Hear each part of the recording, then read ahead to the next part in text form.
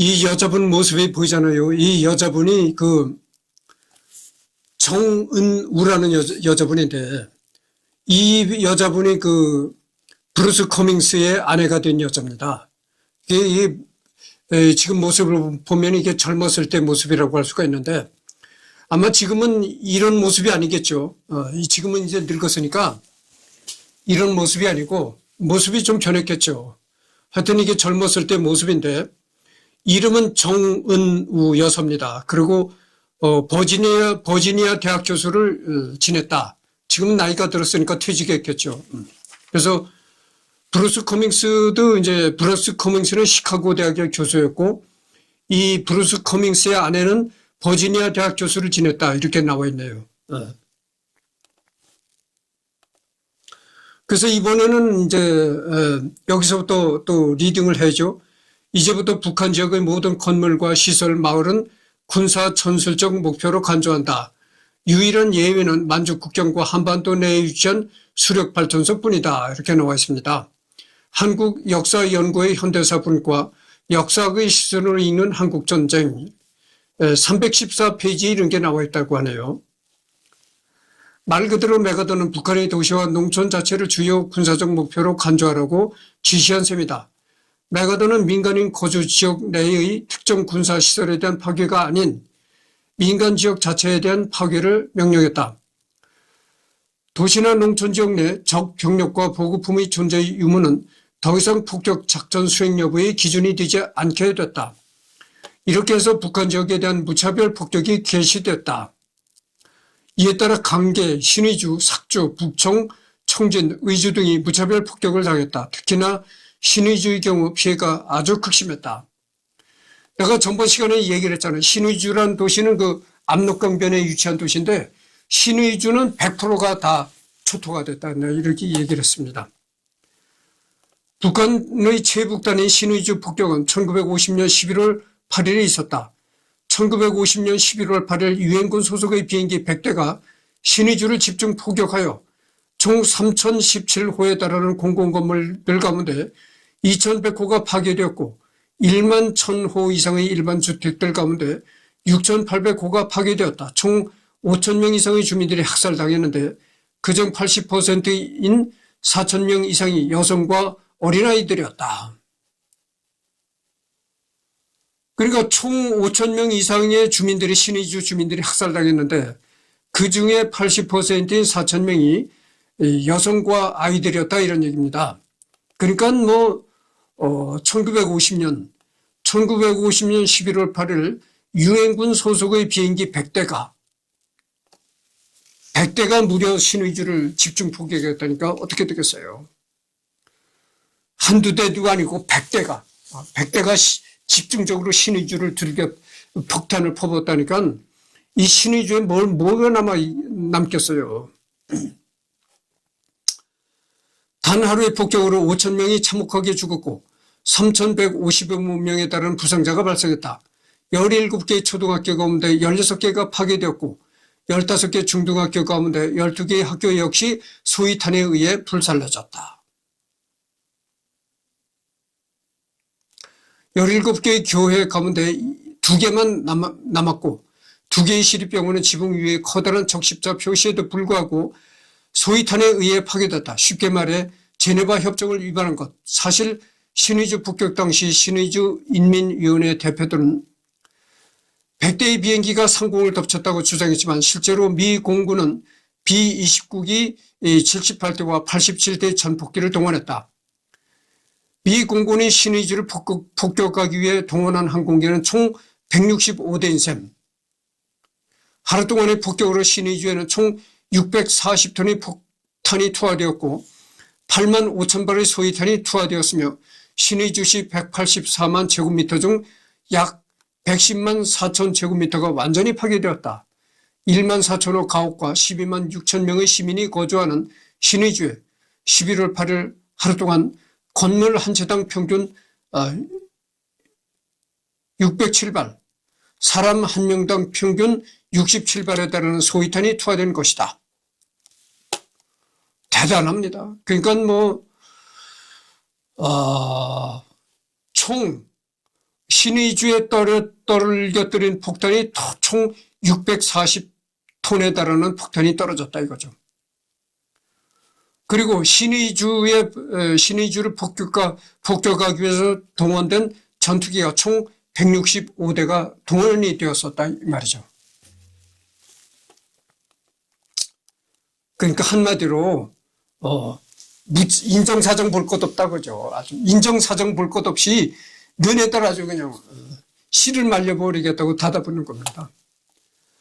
백어도 사령부의 무차별 폭격 정책이 결정됨에 따라 무차별 폭격, 백어도 사령부가 북한을 무차별 폭격하기로 결정을 내렸다는 거죠.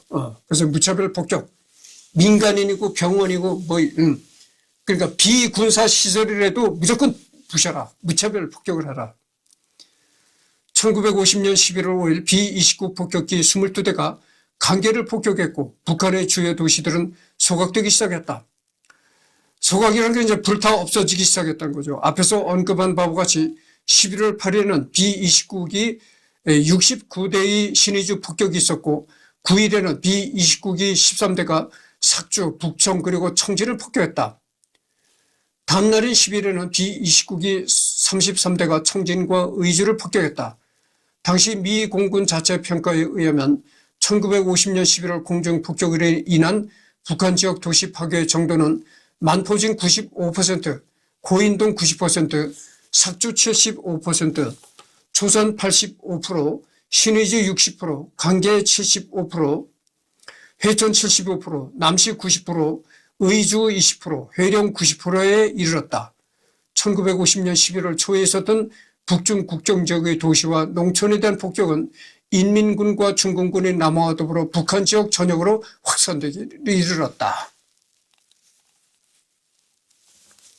그러니까 무차별 폭격, 북한의 인민들, 병원, 아이들 할 것 없이 가리지 말라 이런 얘기죠. 북한 씨를 말리겠다 이런 얘기입니다. 1950년 11월 17일 유엔군 사령관 더글라스 맥어던은 주한 미 대사 무초에게 공군 활동 내용에 대해 설명하면서 다음과 같이 단언했다. 불행히도 이 구역은 사막화될 것입니다. 맥어더 유엔군 사령관이 이 주한 미 대사 무초에게 이렇게 말했다는 것입니다. 북한 지역은 불행히도 모든 것이 다 없어진 모래땅이 되어버릴 것이다. 사막화가 될 것이다. 이런 얘기를 했던 겁니다. 이런 폭격에 대해 박헌영은 1950년이 끝나가던 12월에도 미군 폭격에 대한 항의를 지속했다. 1950년 12월 7일 박헌영은 유엔 총회 의장에게 보낸 서신에서 미군 항공기들이 북한 지역의 7,000개소 이상의 농촌과 도시를 파괴하고 있다고 얘기했다. 아래에 있는 당시 박헌영의 보고를 보자 미국 항공기들은 조선의 도시들과 농촌들을 폭격하기 위하여 날마다 1,000회 이상이나 출격하고 있다. 대단합니다. 한 비행기가 그러니까 한 비행기가 아니라 모든 이 미군의 이 전투기가 하루에 1,000번씩 떠가지고 폭격을 간다는 거죠. 1,000번. 1,000번을 떠오른다는 겁니다. 그러니까 어떻게 됐겠어요? 눈만 떨어지면 폭격이야. 눈만 뜨면 폭격이야. 눈만 떠서 이 밤에 고요한 밤이 될 때, 한 밤 12시 정도 될 때까지 계속 폭격이야. 미국 항공기들은 초토 전술을 사용하면서 아무런 군사적 시설도 없는 도시들과 농촌들의 허다한 소위탄과 유산탄을 투하하고 있다. 11월에 이르러 미군 항공기들은 강계, 의주, 진천, 구성, 태천, 초산, 북진, 고산, 만포, 중강진, 회령 및 기타 도시들을 폭격하여 폐허를 만들었다.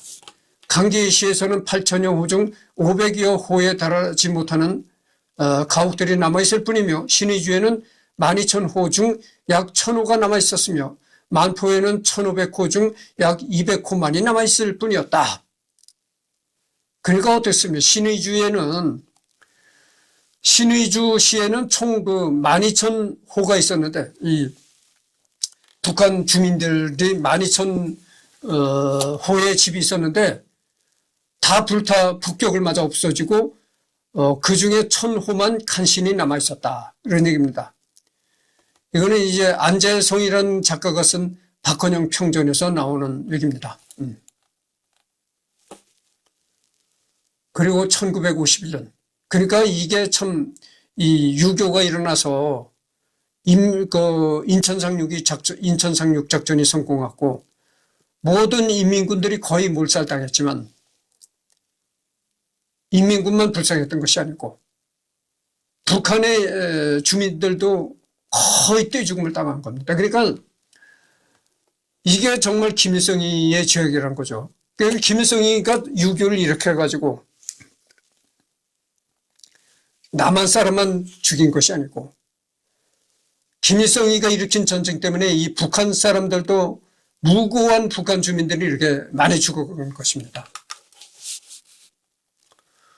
나는 조선민주주의 인민공화국 정부의 의탁에 의해서와 또한 전체 조선인민의 명예로서 무장한 미제의 야수들이 조선인민에 대하여 감행한 새로운 만행에 관하여 유엔과 전세계 인민과 전세계 여론 앞에 통고하는 바입니다. 이게 이제 박헌영이가 쓴 편지겠죠. 금년 1월 3일 오전 10시 30분 82대 B-29는 죽음의 짐을 평양에 내려보았다. 미 합중국 군인이 옷을 입었으며 유엔의 깃발로서 자기들의 범죄적 행동을 은폐하려는 악독한 강도놈들은 주밀한 계획 밑에 평화적 평양시 주민들에 대하여 살인귀와 같이 유혈적 만행을 감행했다. 놈들은 수백 톤의 폭탄과 소위탄을 일시에 도시 전체 지역에 투하하여 초토적 화재를 일으켰다. 미국 야만인들은 소화를 방해할 목적으로 도시의 전체 지역에 시계폭탄을 투여한 결과 폭탄은 하루 종일 폭발했으며 주민들은 거리에 나올 수 없었다. 벌써 이틀 동안이나 도시 전체가 불덩어리가 되어 연소하고 있다. 이미 하루 동안에 7,812개의 시민의 가옥이 소각되어 버렸다. 미국인들은 평양시에 아무런 군사적 목표도 없다는 것을 잘 알고 있으며 공장, 제조소, 교량, 변전소, 행정기관, 건물, 병원, 학교 및 기타 대건물은 이미 오래전에 미제 육군과 공군에 의해 파괴되어 있다. 평양시에는 조선인민군 부대들도 군 기관들도 주둔하지 않았다. 시내에서 파괴를 면한 조그만 주택들에는 평화적 주민들, 즉 집을 잃어버린 여자와 아이들과 노인들이 있었을 뿐이다. 평양은 이미 다 피신했다. 그래서 평양에 있는 북한 정권의 관공서, 건물, 병원, 학교, 큰 건물들은 다 피신해 갔다. 그리고 그 평양에 남아있는 사람들은 극소수였는데, 어린 여자와, 집을 잃어버린 아녀자와, 노인들 몇 사람만 있었다. 이런 얘기죠. 미국 청원에서 자라는 이 야만족들은 아무런 죄도 없는 조선 인민이 흘린 피에 만족지 못하여 인류 역사상 전대미문이 이러한 유혈적 만행을 또다시 감행했던 것이다. 폭탄 파편에 살상되었으며 불에 타 죽었으며 연기에 질식해 절명한 평양 시민들의 희생자 수는 너무나 많기 때문에 일일이 계산할 수 없다. 평양시 인구가 전쟁 전에 50만 명이었다면 지금에 와서는 겨우 5만여 명이 남았을 뿐이다. 50만 명이었던 평양 시민이 겨우 5만 명 정도만 남았다 이런 얘기죠. 그러니까 겨우 10분의 1만 남았다. 그렇게 되니까 어떻게 되겠어요? 90% 이상 평양 시민이 다 죽었다 이런 얘기죠. 월가의 지배층들이 전 세계 인민들에게 강요하려고 하는 미국 문명이란 바로 이런 것이다. 타국에 수출하려는 미국식 민주주의 진정한 면모는 바로 이런 제국주의적 식민지 약탈자로 전환한 미국 강도배들의 질서인 것이다. 그러니까 김일성이가 대한민국을 남침해서 이런 화를 당했다 이런 얘기는 조금도 안 하고 그런 얘기는 다 빠지고 미국 놈들이 이렇게 날강도다. 살인마들이다. 이런 얘기만 계속 떠들고 있는 거죠. 전 세계 인민들은 세계 재패의 야망에 날뛰는 미 제국제다들이 그들에게 무엇을 가져오는 것을 똑똑히 알고 있다. 아무런 죄도 없는 평화적 주민들을 야수적으로 학살하는 미국 무력 간섭자들이 조선에서의 범죄적 행동에 대하여 전체 조선 인민들은 불타오르는 분노와 격분으로서 항의하는 바이다. 이게 이제 박헌영 평전에 나오는 얘기입니다. 그렇지, 김일성이가 전쟁을 일으켜서 이런 화를 당한다 이런 얘기는 다 빠지고, 미국 놈들이 이렇게 승강이고 아주 승명이고 피를 봐야 만족하는 놈들이고 이렇다는 식이지. 유이 인용문은 1951년 미 공군이 평양을 폭격하자 북한의 부수상 박헌영이 했던 연설이다. 미 공군이 평양을 대대적으로 폭격하자 부수상이었던 박헌영이 이렇게 이제 연설을 해서 떠버렸다는 것이죠. 1950년 12월 북한군과 중공군이 다시 평양을 재탈원하자 맥아더 사령군은 평양에 대한 폭격을 다시 했다. 그래서 이제 인천 상륙 작전이 성공하고 평양을 이제 재탈원했죠. 평양을 다시 뺏었죠. 한국과 유엔군이. 그렇게 되니까 그때서부터 맥아더 사령부는 다시 또 평양을 폭격하기 이뤘다. 그렇게 해서 1951년 1월 3일 평양을 다시 폭격하기 이른다. 1951년 1월 3일 평양의 강한 폭격으로 당시 엄청난 불길과 건물잔해 아래서 산채로 파묻혀 죽거나 70개 죽는 일이 빈번히 발생했다. 그래서 이렇게 한국과 유엔군이 평양을 뺏은 후로 또 이렇게 평양을 맹폭격하는 바람에 부서진 건물잔에서 산채로 파묻혀 죽거나 70개 죽었다 이런 얘기입니다. 1950년에서 1951년 겨울 수많은 북한 주민들이 실제 자신이 거주지를 불바다로 만들고 있던 소위탄 폭격으로부터 벗어나기 위해 혹은 일순간에 자신의 가족과 이웃을 한 줌의 재로 변화시킬 수 있는 핵무기의 공포로부터 탈피하기 위해 적극적인 생존을 위한 피난을 감행하기도 했다. 이때에 이렇게 평양의 공습이 시작될 때 어떤 소문이 돌았냐면 이런 소문이 돌았다는 거예요. 이제 곧 핵무기가 떨어진다. 이런 소문이 아주 자자하게 돌았다는 거예요. 그래서 북한군이 그런 위험 때문에 더 이제 너도 나도 이제 피난 가기에 바빴다는 거죠. 북한 땅에 핵무기가 떨어진다는 그런 소문이 자자해가지고 그래서 일사후퇴 때 그렇게 더 많은 사람들이 남한으로 내려왔다는 것이죠. 그런 소문이 들려가지고. 1950년 트루먼의 맥아더 해임 이후 유엔군 사령관으로 임명된 리지웨이 또한 극동공군을 통해서 북한에 대한 폭격을 지속했다. 그러니까 맥아더가 중공 만주 땅에다가 핵 공격을 하겠다. 이렇게 했다가 해임당이잖아요. 해임당하고 미국으로 되돌아가고 후임으로 맥아더 후임으로 누가 왔냐면 리지웨이 장군이 왔는데 그 리지웨이도 북한에 대대적인 폭격을 감행했다고 하죠.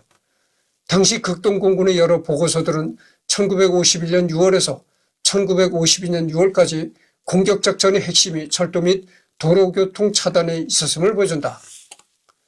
정전회담을 위한 첫 연락장교 준비회담이 있었던 1951년 7월 8일 13대의 B-29기가 순안, 순천, 풍동의 조차장에 약 92톤의 고성능 폭탄을 투하했다.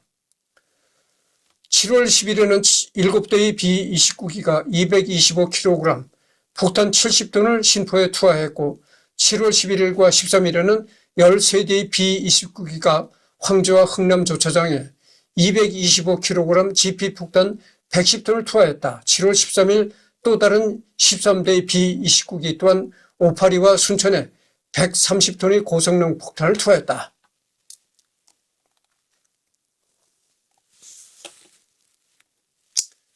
(1951년 7월 13일) 리지웨이는 개성정전회담에서 공산 측의 강경한 태도를 접한 이후 현 교섭기간 중 한국에 와 있는 적에게 타격을 가할 수 있도록 모든 공군력을 동원하여 최대한의 이익을 얻어내라고 명령했다. 극동공군 사령관 웨일랜드는 즉시 제5공군의 긴급 전문을 발송하여 적의 부대, 보급품, 시설 같은 목표를 향한 전폭기, 경폭기의 활동을 한층 강화하라고 명령했다.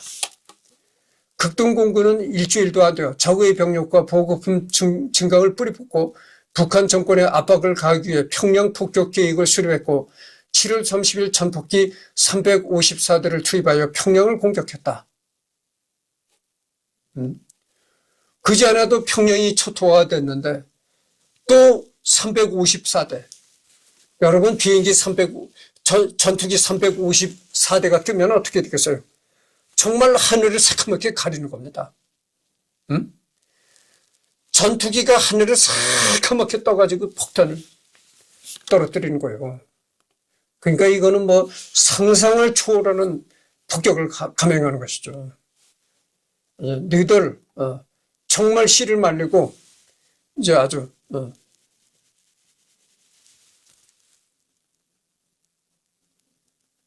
망하게 할 것이다 이런 거죠.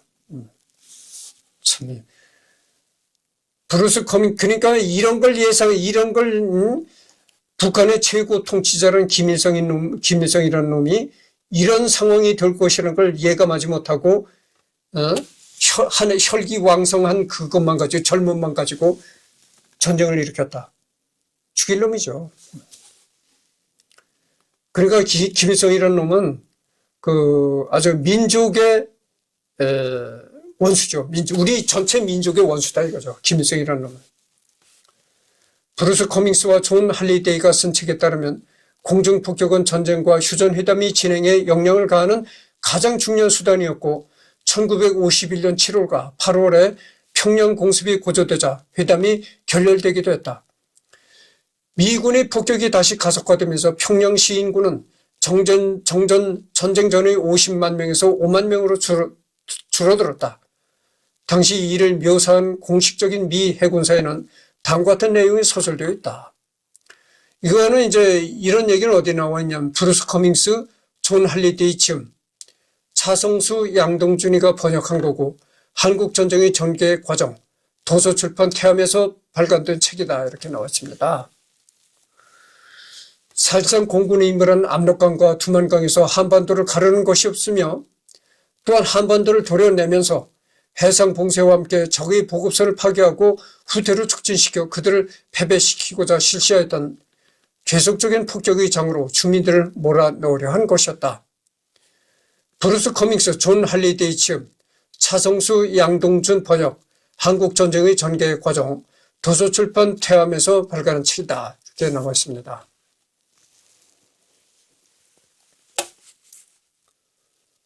북한의 노동신문은 1951년을 조선 인민들에게 참을 수 없는 시련의 해라고 불렀다. 북한의 통계를 보면 전쟁은 공장 8,700개, 학교 5,000개, 병원 1,000개, 집 60만 호를 파괴했다. 모든 공장, 학교, 병원이 지하로 옮겨졌고 농부들은 논밭이 기총수사 공격이 빈번한 표적이 되자 낮 동안은 종종 지하로 숨고 밤을 틈타 곡식을 돌봐야 했다. 가축들이 파괴되고 농기구들에서부터 비료를 일으켜까지 모든 것이 부족해지면서 농업 생산량은 겨우 연명 가능한 수준으로 급감했다. 산업과 농업이 기본적으로 기능을 멈추면서 사람들은 거의 기근 상태로 내몰렸으며 식량 공급에 한층 더 부담을 주기 위해 미 해군 엘리트 특수부대인 네이비 실은 북한의 물고기 잡는 그물을 파괴하라는 임무를 부여받았고 고기잡이 배들도 미군 항공기의 표적이 됐다. 북한 놈들을 씨를 말리겠다는 거죠. 그러니까 군수공장, 군사시설 이런 것만 폭격하는 것이 아니고 논밭 들에서 있는 이 농부들도 죽인다는 거예요. 농민들도 폭격으로 죽인다는 거예요. 그게 왜냐하면 농민들은 저 곡식을 생산하다. 곡식을 생산 못하게 논밭에 나가서 일하는 농민들까지 타겟이 된다는 거예요. 그러니까 어떻게 되겠어요? 농민들도 낮에는 일을 못한 거야. 그래서 낮에는 지하 벙커라든가 이렇게 숨어 있다가 날이 어두워지고 밤이 돼야 나와서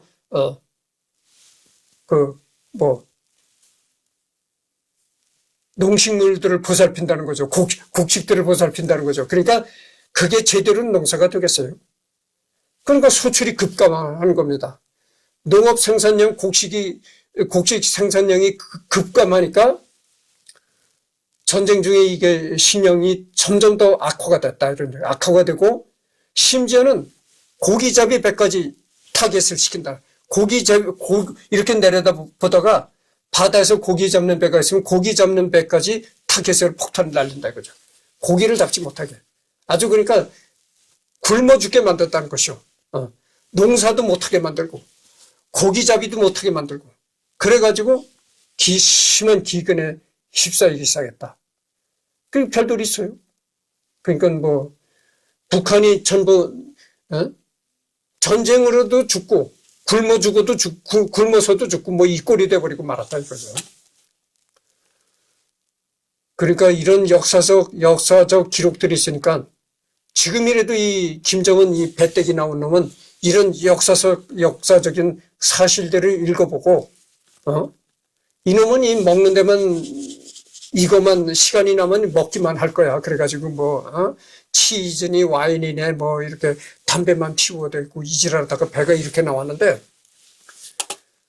그렇게 그 몰상식하게 처먹는 데만 집중하지 말고 이런 역사적 사실들을 잘 읽어보고 야 우리 할아버지가 정말 대한민국을 통일시키려다가 이런 곤궁을 겪었구나.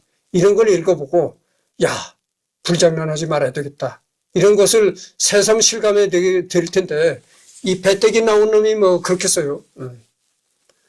한국 전쟁기 미군의 폭격, 나무위키 문서 중국 지역 폭격에 언급된 내용이긴 하나 브루스 커밍스와 존 할리데이에 따르면 1952년 6월 23일 미국 항공기가 북한의 가장 중요한 4개의 댐과 발전소를 폭격한 것으로 확인된다.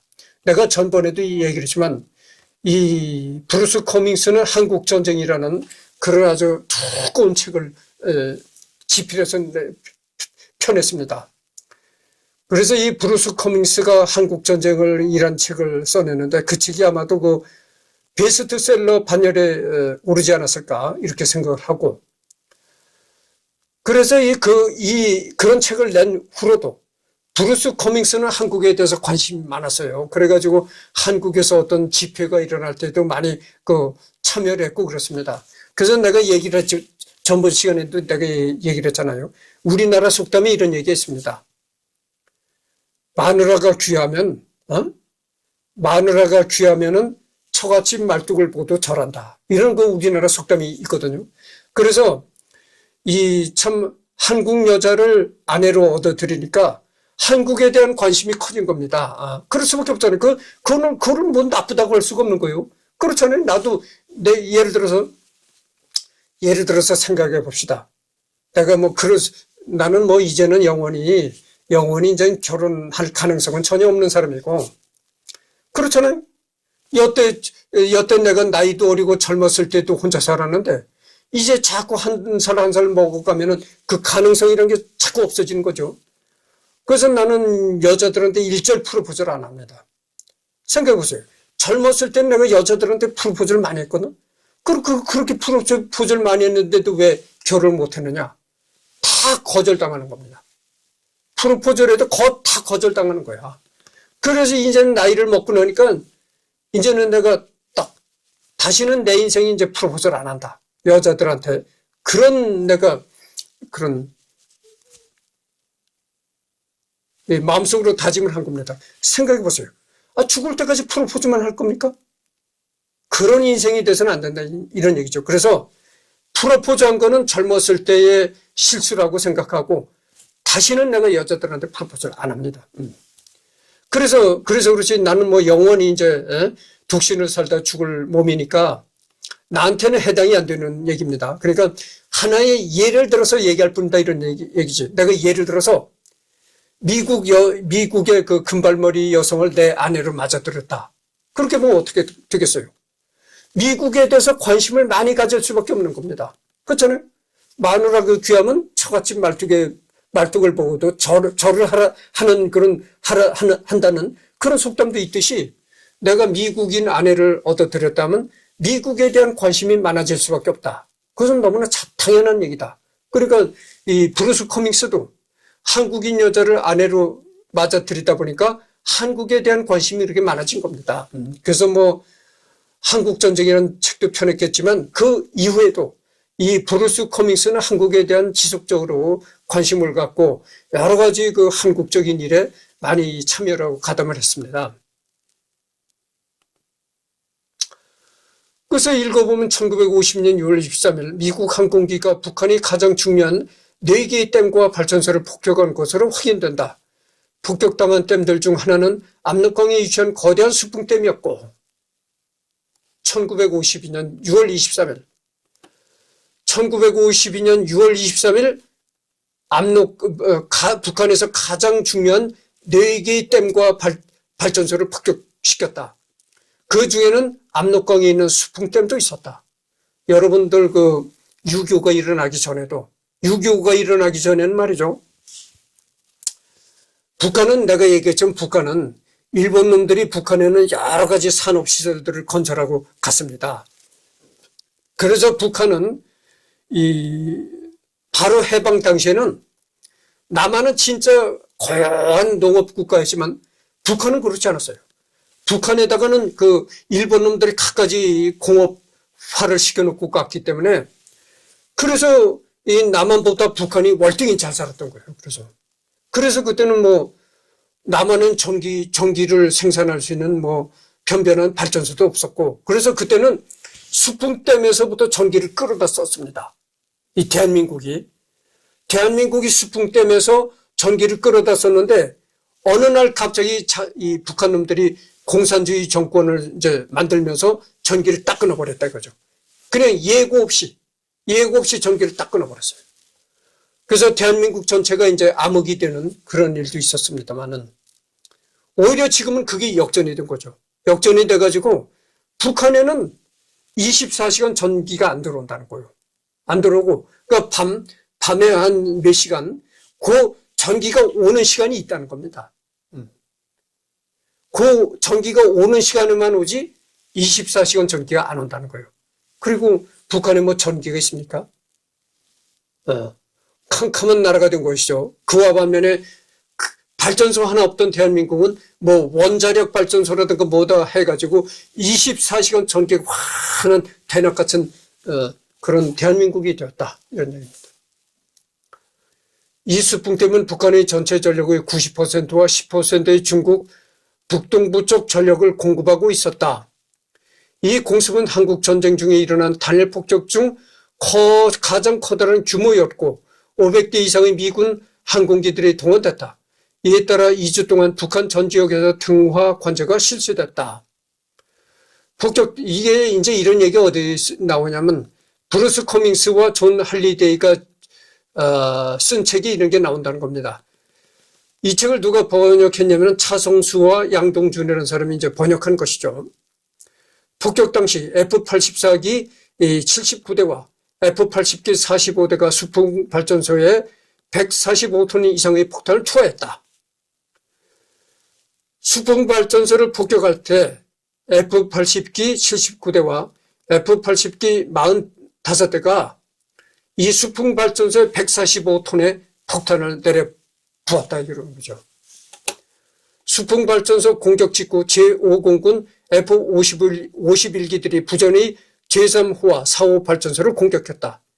그러니까 뭐 이 수풍 발전소가 그때 당시 뭐 아시아에서 상당히 뭐 아시아 최고라든지 이랬었던 부분이다. 이 수풍 발전소가 굉장히 컸던 발전소예요.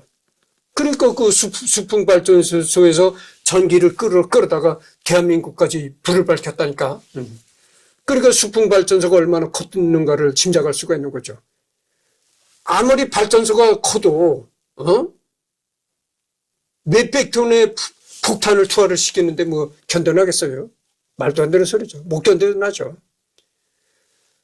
제1회 병비행단은 장진의 제3호와 4호 발전소를 공격했다. 해군 함재기들은 부전의 제1호와 2호 발전소와 허천 발전소를 공격했다.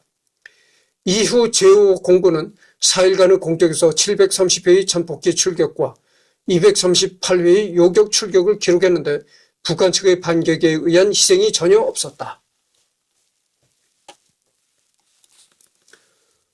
그러니까 이게 뭐냐면은 말이죠. 그렇게 수없이 떠서 하늘을 새카맣게 뒤덮고 미국의 그 전투기들이 하늘을 새카맣게 뒤덮고 그렇게 폭격을 가는데도 북한 측이 어떤 공군으로 이렇게 맞서는 그게 전혀 없었다고 거예요. 맞서는 일이 없었다고 합니다. 그러니까 뭐 내가 전번 시간에도 얘기했지만 북한의 그 유교 남침이라는 거는 육군만 주력해가지고 내려밀었지 뭐 공군이라든가 해군은 이거 아무것도 아니었어. 그러니까 어떻게 되겠어요? 그렇게 미군기가 새카맣게 떠가지고 이 압록강변의 수풍 발전소도 작사를 내버리고 하는데도 전혀 거기에 대응을 하는 게 없었다 이런 얘기가 되는 거죠. 1952년 당시 북한 지역 폭격의 피해를 가장 단편적으로 보여주는 사건은 아마도 7월 11일에서 7월 12일에 있었던 평양 폭격이다. 이때 한국 전쟁 발발 이래 최대인 1254대의 전폭기와 폭격기가 평양 폭격에 투입됐는데, 그러니까 이게 어떻게 되겠어요? 그 전에도 이미 그 전폭기들이 많이 평양을 때려부셨는데 또 때려부셔. 그러니까 여기 보십시오. 1254대의 전폭기가, 여러분들 1254대의 폭격기라면 이건 뭐 상상할 수 있겠어요? 상상하기 어려운 숫자입니다.